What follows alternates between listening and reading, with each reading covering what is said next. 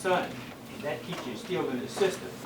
And that's an administration. That's right. Yeah. So it's many things, but And I'm like my brother over there because I've been in meetings like this and trying to say, well, you know, we can't pray in school. That's why we got the problem. That's not the problem. I can pray anywhere I want to pray. They say I can't spank my kid. But I said, well, I spank my kid because I'd rather beat up on them than have policemen beat up on them. And that's true, and that's true. And just these things that we're saying is absolutely is pressing, is what we have on our hearts and our minds every day in reference to our youth, even if they out of the system.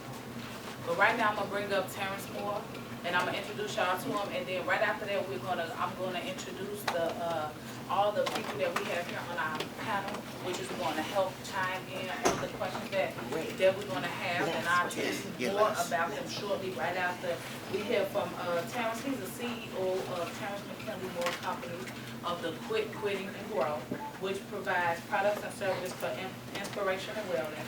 He's been an entrepreneur for nearly 20 years. He is a native of the New Canoe. He has the author of the book, like I showed you, The Underlying Truth. And he also has the ebook available now. We ask that y'all support him. We gotta know how to combat, and that's number one thing is with knowledge and action. Knowledge and action. The truth behind these things, that he's a U.S. combat veteran and a survivor of PTSD and advocate for mental health awareness. He worked with the juvenile youth for over 25 years, 9 years in the Juvenile Services Division.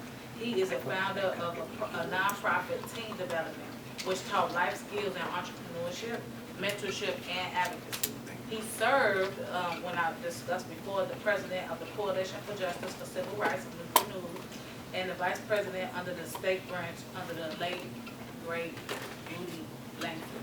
So with no further ado, our keynote speaker today, Terrence Moor.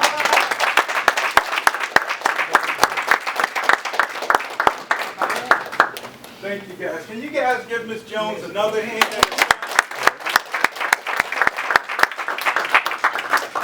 I'd like to thank everyone for coming out today. Sorry for the delay. And I promise to have you out of here 40, 45 minutes max.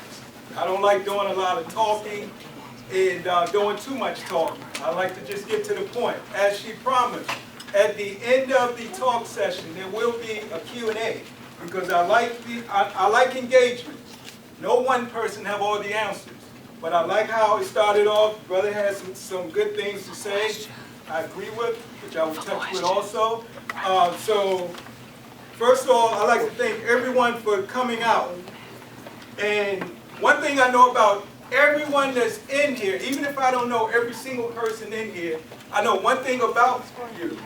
You are concerned about our youth, because that's why you are here today. And I am excited to be in front of you to give this presentation. Usually my presentations is on other things, dealing with self-empowerment and things of that nature. But also, I decided that we need a forum talking about this, especially since my background, and I had hands-on experience in the school system as well as the juvenile correctional facility.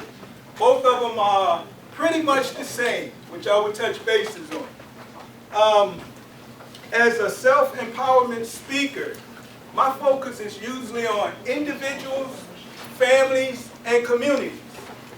But what I've come to find out in all three of those sectors, with individuals, families, and communities, there's something that goes on with all three, individuals, families, and community, and that's quitting. As an individual, people come across in life, individuals, sometimes we get to the point we quit. We quit on ourselves. When we quit on ourselves, of course, we quit on our family. We quit on our community, and so forth. As a family, too many families are broken up now because of things that happened in the past. You know, whether that father wasn't there, or that mother didn't do her job, or that someone did something to someone. So families continue to be broken up, and no one wants to reconcile. The third thing, communities. Too many of our communities have quit. We lost hope in ourselves. They lost hope because the community is looking for government officials, local officials to come and save them and come and change their plight.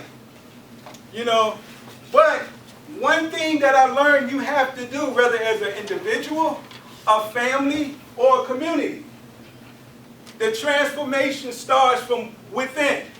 Nothing is going to start on the outside. As an individual with a struggle, you have to face yourself and deal with that struggle starting from within.